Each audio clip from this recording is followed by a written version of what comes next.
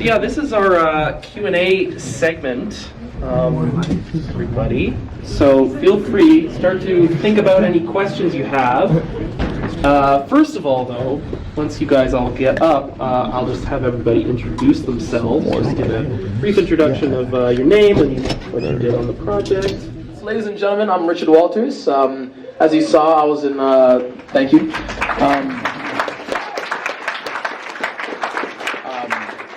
I had the pleasure of working with Calyx on all three of these projects, thankfully, and I was in Men at War, and I'm thankful to be a part of it. What did you do, though? Like what is that? Yeah, just... in all three projects, I had a hand in regards to like helping out the actors on like set. Producer, yeah, he's a producer on that. I was a producer on all three, yes. Thanks, guys. As you can see, we've been this way since grade 9. Awkward till the last. Oh my gosh. But nonetheless, yes, I was the producer on the projects, and I was able to help out Corey on set for the Injustices whenever he needed me, and it was great, you know. Hello, ladies and gentlemen. I'm Andon Campbell. I played Francis in Zeen. I also did a lot of the title designs for most of the projects that you saw. So primarily, I'm a graphic designer. But when these guys need me, they put me in front of a camera. So that's my role.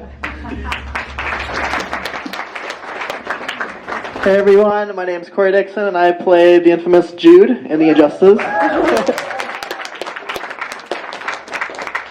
Hey everybody, my name is Michael Hanson. I'm the composer, and I played Jude's father. I think we should give him a big hand. He was fantastic. He translated so well to the medium screen. Hello, I'm Eric Osborne. I played Jamie in Men at War. Hey everyone, I'm Keana Lynn, and I played Kelsey in Men at War. There we go. I'm Charlene McNabb, and I played the mother. Hi, I'm Aiden Martin, and I played Peter in The Injustices. Hi, my name's James Warren Morris, and I was the composer for Men at War. Hi, my name is Mika, and I played Mary in Injustices. Hi, my name is Aaron Alter, and I shot the movies. All three. If anyone has any questions, the floor is open. If anyone would like to ask anything. I know. Oh, yeah. Hi, first off, congratulations. Great job. Corey, like I said, I've known you for a long time. So now I gotta really watch out for you. As you can tell, there's certain points of it can be very graphic. Where do you sort of draw the line in trying to show how crazy he is, but at the same and to show certain scenes? But what's too far, and how do you hold back, but still give that thriller experience? Yeah. I mean, as a writer, for me, of what I wanted to do throughout this whole project is kind of almost as the writer and the director kind of give a knowing smirk to the audience that maybe, Jude's whole woe is me thing is not fully sincere necessarily, and that sometimes there is, sometimes we can kind of see the other side of him, I guess. And so I always sort of wanted to, I guess, if it makes sense, sort of make it so that he's not, he's maybe not so good of a guy, you know what I mean? But we're aware of that, you know what I mean? Throughout, I just sort of what I'm trying to convey, I guess, that that he's there's a bit of irony, I guess, to the character and his portrayal as the serial killer. Does that, you know what I mean? Yeah. Any other questions? Yeah. One directed to Corey. I'm watching it. I'm seeing a lot of issues with sort of mental illness and maybe bipolar or some other things. Is there any? Is this something that's close to home, or is it something you've had experienced in your life, or Or is that too personal? Yeah, no, it's not personal at all, actually, that you mention it. And I knew this question was going to come up, so I kind of prepared myself for it. But yeah, I'm a mental health advocate. I suffer on a daily basis with anxiety and depression. Obviously, Jude's level is to the extreme. Hopefully, people don't end up getting that far with it. But 100%, like even to put myself into Jude's shoes, I was just consistently putting myself in that dark place to play the character of Jude. I actually scared myself when Calyx sent the actual footage. Once it was all done, I watched and I was like, Jesus Christ. So I was like, I was shaking in my seat just watching myself on, back on the screen and then what Jude came out to be. But yes, you're 100% right. Definitely there is a lot of mental illness with Jude, and he's hallucinating. He's going around in circles. So it's a very good point. Yes. Cool. Any other questions? Yeah. Jude's father, do you like the group Glass Tiger? Maybe something we need to address here. Everyone but the drummer. So, yeah, they were okay. Cool. Any other questions? Don't be shy. Yeah. Not a question, just a comment. It was absolutely incredible. You guys did a great job. Thank you.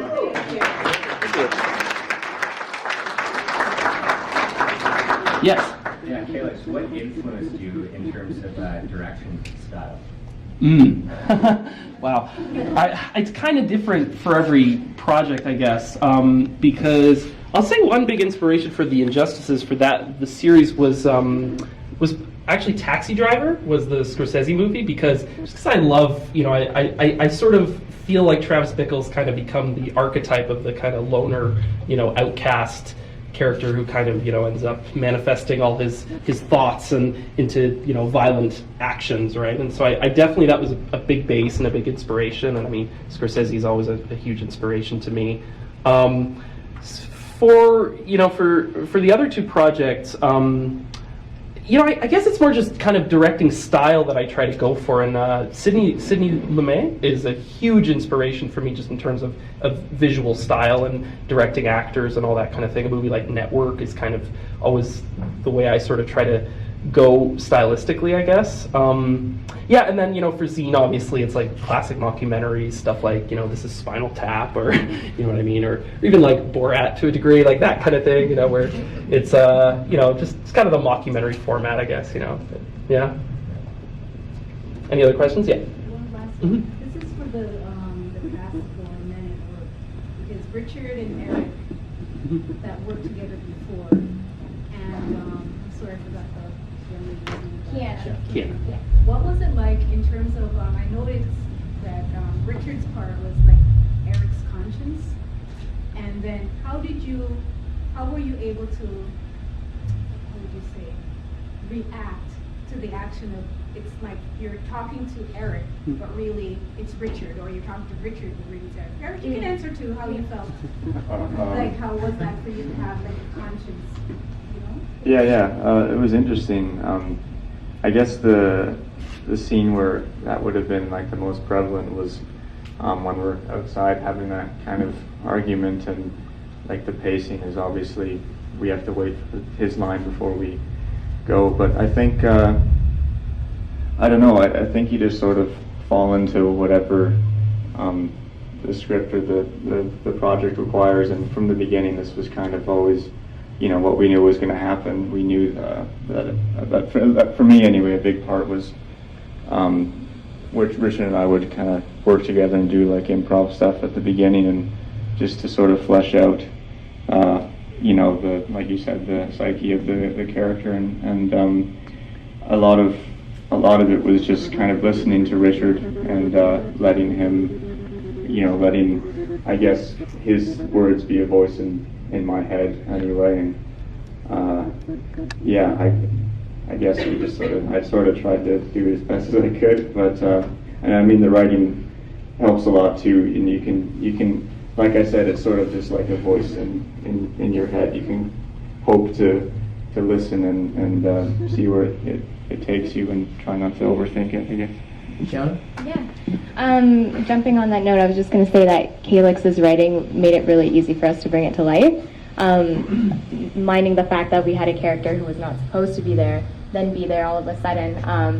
We had done a couple of rehearsals, so we were totally comfortable and we knew where we were going to go with the scene and whatnot. But just jumping into it again, you also have to think of what the camera's doing and how that shot's not going to cut entirely and how we're going to be fluid throughout the whole thing. So just making sure that you get that pacing right at that time made a big difference, and I think we were ready to go when we actually got to shooting it. So yeah, I'm proud of it. Well, I must say on a lighter note, it was a lot of fun to work with Eric again because me and him have a great history on camera together. So I had fun messing with him all the time. But another thing that he touched on, I'm a huge fan when it comes to improvisation. It just really gets you into your character and you become comfortable with who you're working with, And again, there's a credit to Calyx's directing style because he gave us as actors the opportunity to, be comfortable in our character, and just gave us the chance to play around with it and not be scared to make mistakes. And then when we go on camera, you just tap right into it. So thankful for that. Great job. Yeah. Yes. Excuse me, I want to say the cinematography was absolutely fantastic. Absolutely. I think your style actually shows up in the movies. I really do. I mean, your personality is kind of demonstrated in all of them. And I'm just wondering, did you go the distance? I mean, Paul hasn't shown up. Did you actually kill him to make this? Yeah, he's mysteriously absent. It's too bad he couldn't be here, actually. Question, Calyx, just about sort of the alien and angry man. I mean, you could have manifested that in a different type of entity. Yeah. Just curious why you chose that. Well, for the angry man? Do you mean like Richard's character? The other guy, just the alien. Yeah. Okay, well, yeah. I mean, specifically the alien. We sort of. I sort of wanted a comedy element to this as well. This idea of it kind of running under that, it's a absurd premise of Vietnam vets fighting aliens, right. And so it's kind of like have some fun with that. But I did also want that metaphor of, that because to me that whole movie Men at War is about the other, that idea of the other, right? And confronting the other, and for Jamie's character, for Jamie, which is Eric's character, that is sort of manifested as like that idea of him seeing women as the other, basically, in his mind, right? And so I guess the idea was kind of that the alien's kind of this idea that he's fighting kind of the ultimate symbol of otherness, right? Or, alienness in his mind, Yeah. Yeah. What was your favorite part of filming The Injustices, and were there any awkward or funny moments? Maybe we'll go down the line for everyone in the cast group. Yeah, there was. Not gonna lie. Most of the time we were on set, we were so bouncy and comedic with each other, and we were almost like a small little family, and we had our really fun moments. Some scenes were intense for sure, the scene where I'm killing Paul, whatever, that was me putting myself in a place that I never wish I could ever be. Never again. It is all about putting yourself in that position. But in terms of awkward moments and stuff, I'm sorry, Mika. Between the choking scene and the kissing scene for sure, because Mika and I we never really met before, and so it was kind of you gotta do it, just go in there and choke her. I'm like, excuse me. Between the choking scene and the kissing scene are definitely the most awkward between the two. But no, you know what? We were like a family. We laughed it off, and acting is acting, and we all had a blast. Yep. No awkward scenes for you, no? I can't say that there was anything awkward, but I really hope that I get to work with you guys in the future, and I really hope for more awkward moments in the future. I really do. Pardon? Yeah. Mika? Or do you want to just repeat what Corey just said? I have a list I'm kidding, I'm just joking. But no, like, as a job of an actor, when you read the scene, you can't really change it. You can't just be like, oh, my character would never do that. Well, honestly, in my case, Mary did, and she chose that, and that was her fate. As an actor, though, yes, when you meet these people for the first time, you're kind of like, oh, hey, I'm going to kiss you. Oh, hey, you're going to kill me. LOL. Right? So you have to do it. But in the moment, when you're breaking the ice, it is a little bit awkward. But when you get into the scene, you forget about it because that's just what it calls for. And that's just the job of an actor. So. Does anyone else have any other moments? Oh, I have a very. You probably remember it. So we shot the house at my cottage. And an awkward moment for me, I guess, looking back on, was playing an original song for all my friends here, well, the people who were there, because, no, I screamed my lung out, and I was, like, exhausted after I had to sit down. So, that's awesome. Yeah, there you go. I'll just quickly say, for me, I think, well, I remember one day, because all the stuff we did in the hospital, the abandoned hospital, we did late at night, kind of as an overnight shoot. And I remember I was so tired during our third day that I just kind of told everyone, like, let's just, everyone was just taking a break, and I went and I took a nap under a table. I hid under a table and napped for like 20 minutes. Yeah. I got one more. Oh yeah, sure. I got one more too. So a lot of the cast actually I don't think was here for this particular scene. I know you were, but the boat scene, that was an actual boat. That literally the boat ramp had closed, so we had to literally pick up the boat with a lot of the crew and drag the boat down this very cold beach to the very cold waters. And this boat was like a real boat, so like it was full titanium and everything. When you lift this thing up, it was freezing. Like it was about we all just wanted it done. Yeah, it was like 6 of us dragging this boat off of a truck onto the water. And then we had to put it back and deliver it back. No. That was fun. Any other questions? Yeah. Behind Cat, yeah. So just a bit of a logistical question, actually. Uh-huh. So the 3 large projects, obviously. Can you give me an idea of the timelines that you've been involved in, sort of from the shooting and then to your post-production? And absolutely, yeah. So, okay, Men at War was a script that I started. That was the first one. So that one I started in like January of 2018. We shot it in was it like May, I think, like May or June? Yeah, like May, June, 2018. And then post-production, largely because of these other projects coming up, post-production kind of got, postponed, and we took a while, and then I technically finished Men at War in like August of 2019. So, about a year and a half roughly for that one. The Injustices, I started writing that script in August of 2018. And then we finished completely, again, because these 3 projects came up, they all kind of, interfered with each other, going slower. But The Injustices we finished about September 2019, so about a year for that. And then Zeen was actually, with that one, it was funny because I actually got that as kind of like a commission. And so I had to have that totally done by August of 2019, and I found out I got the money January 2019. So I had to go all the way from pre-production to basically finished from January to August, and that stressed me out a lot. But yeah, so that's the timelines. Yeah. Thanks. Sorry, for the Oh. composers for all 3 pieces. What was it like translating that music to the scene? Yeah, give it to Mike. I did The Injustices. There were a lot of different scenes. There was most of it was just trying to, especially with the theme songs there that you heard at the beginning, was just. I actually just finished listening to Alma Mater by Alice Cooper from. Well, I don't know. It's one of his albums, and it's a really freaky song, and they wanted a couple of really freaky pieces. So what's really funny, though, is usually when you're recording in a studio, you put tracks down, you lay them down. I just grabbed my guitar, walked into the mic, and just started singing anything that came into my head. And it came out really super dark and weird because I had an effect on, which you may or may not have noticed, but it kind of worked.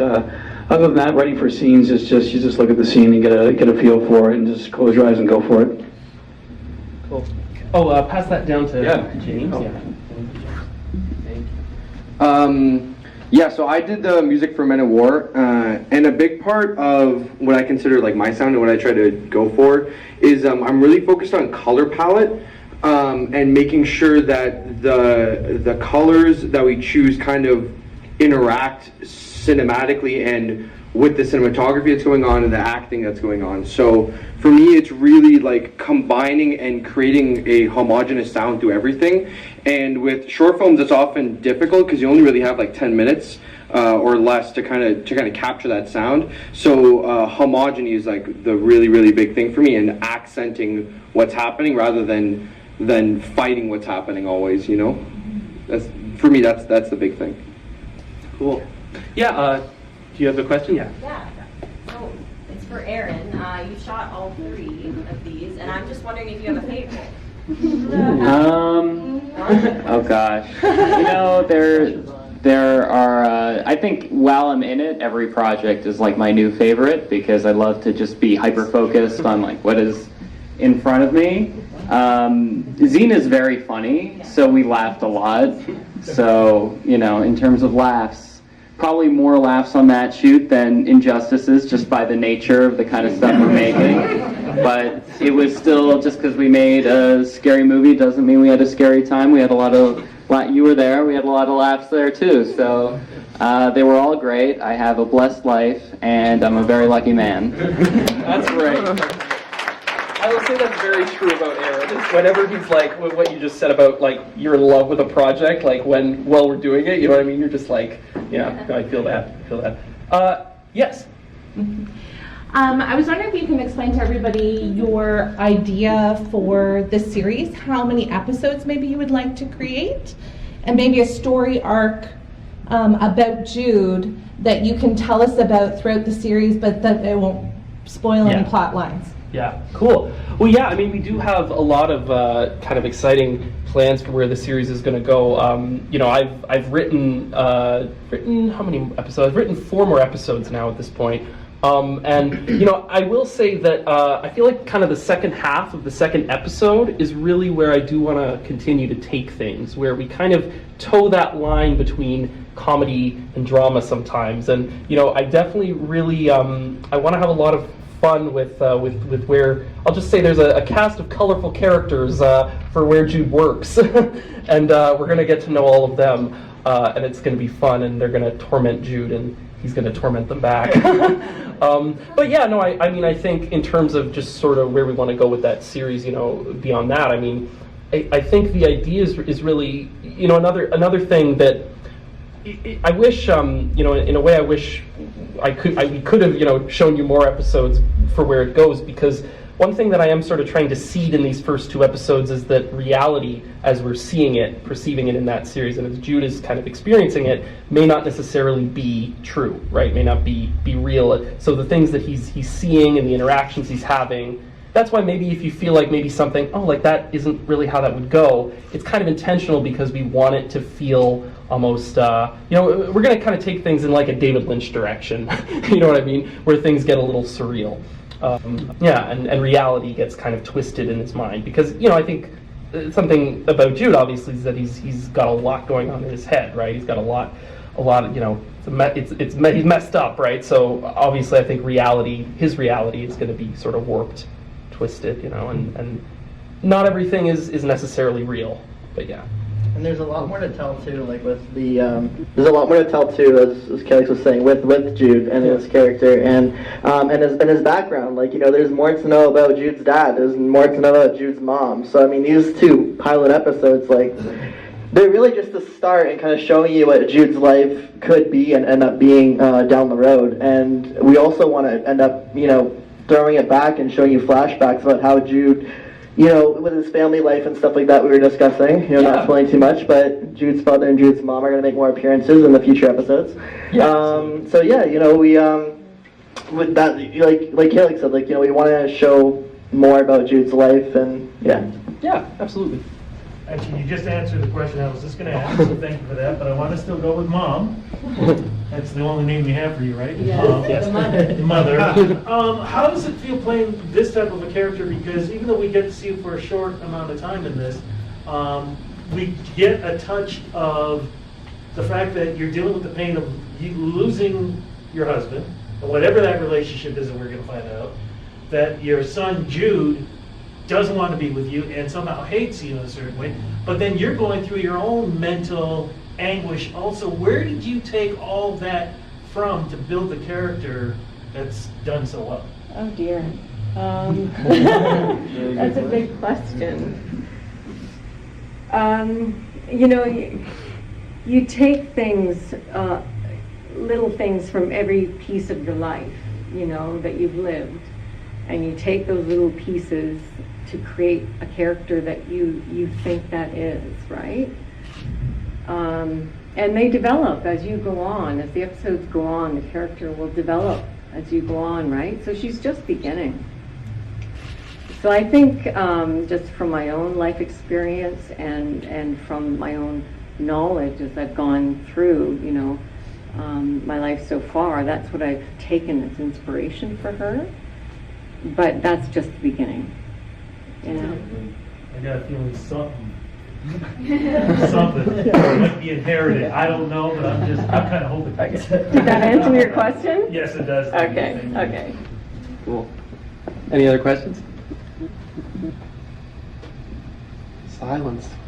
All right. Well, if I actually can take the liberty of saying, can you please give a round of applause for this talented man right here?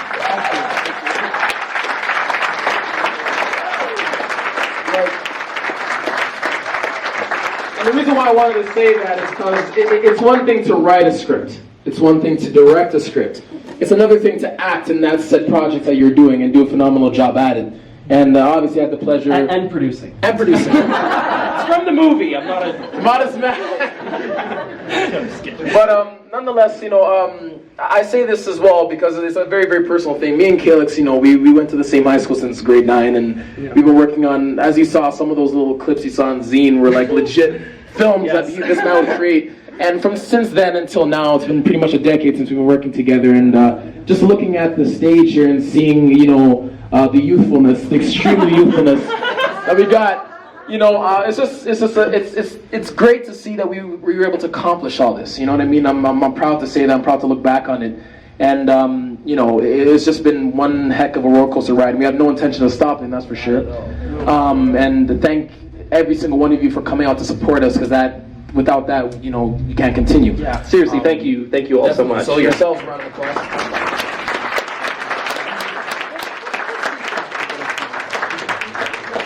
So for those who don't know, this is actually my first big acting gig, I guess you would say, since the trauma that I had in 2016. I won't go into depths of it. Lots of people here know what it was. I fell off a 50-foot cliff, not fun. I was hospitalized for over a year, on life support, came this close to dying, and came this close to not being able to walk again. So this is actually my first big acting gig since that trauma. So it means a lot to see all you guys here tonight, and I honestly want to thank you all for all your support. Yeah, let's get it.